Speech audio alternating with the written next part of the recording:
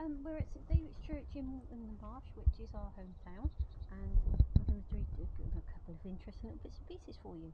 Now, first of all, the church you see isn't the original, because this one was built in, let me just check my notes, I think it was 1858 by a gentleman in, 1858 by a gentleman from Moreton-on-the-Water.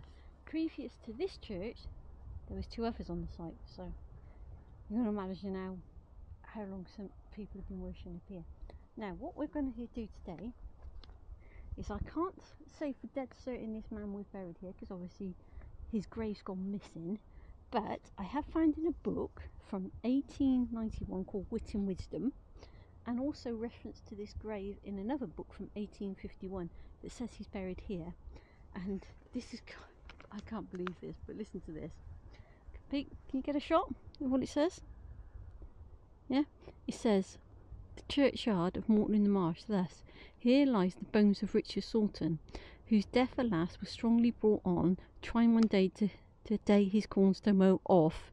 The razor slipped and cut his toe off, his toe, or rather what it grew to, and can you say that word?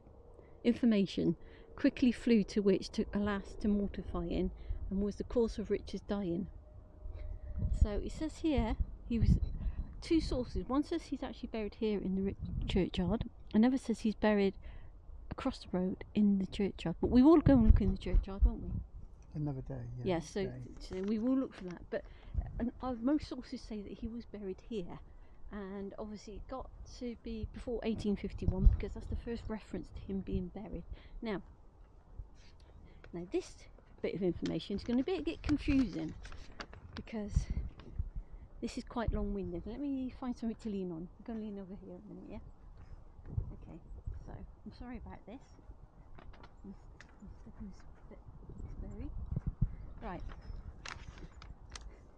Born in Moreton-In-the-Marsh was this man here. Can you get the paper, Pete? Right, his name was Joseph Creswick. I will learn to speak one day. Now, he was born here in Moreton-In-the-Marsh in 1701.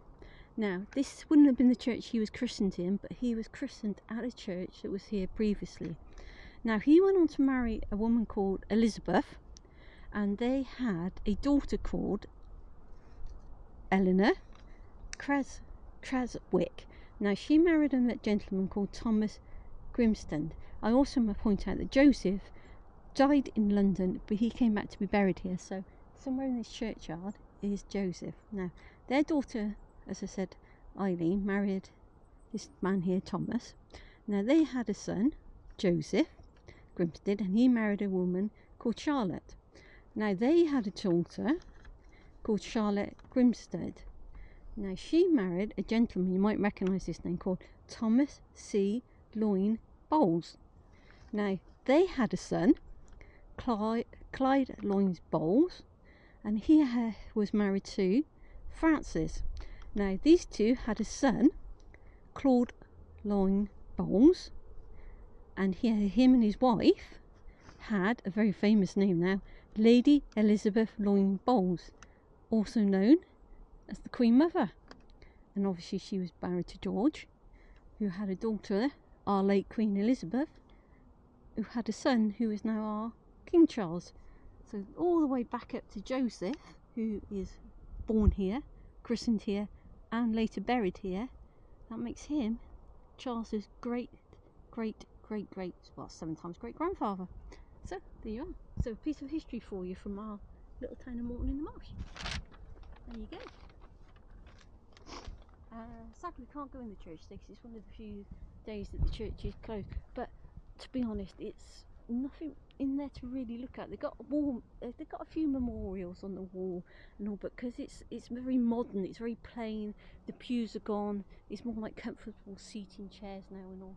And it's sad, because a lot of churches are these days changing to look like that, but there are still quite a few around that's got all the pews and all, and you actually walk in them, you can really smell how old they are. Yeah. But we have been in there before, and we've got pictures in there before, but These are what are left of the original gravestones, and you can see there would have been loads here at one point, but you can imagine the history of this place. There's not going to be very much left of them at all. There's one back there from 1835, one of the oldest I can find, and I don't know what these dates are, but you can imagine how old they are anyway.